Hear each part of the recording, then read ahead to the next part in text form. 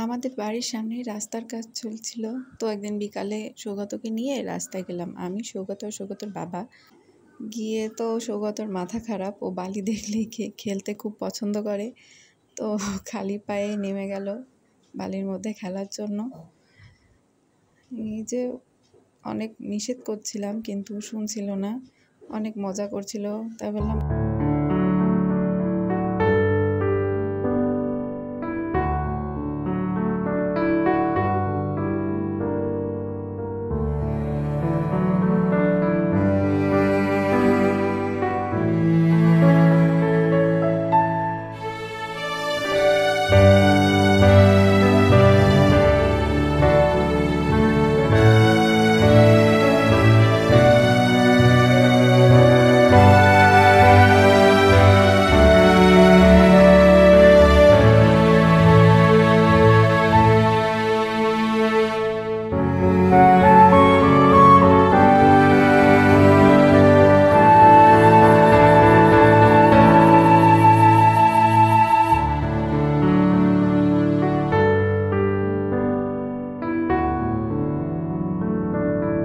খেলতে খেলতে এক পর্যায়ে সে মাটিতেই বসে পড়লো আর এমনভাবে বালি মাখাতে লাগলো কি বলবো। রাস্তার লোকজন দেখে খুব কথা বলছিল, কিন্তু ও যেহেতু আনন্দ পাচ্ছে একটু করুক না, বাড়িতে এসে ধুয়ে দিলেই তো যাবে।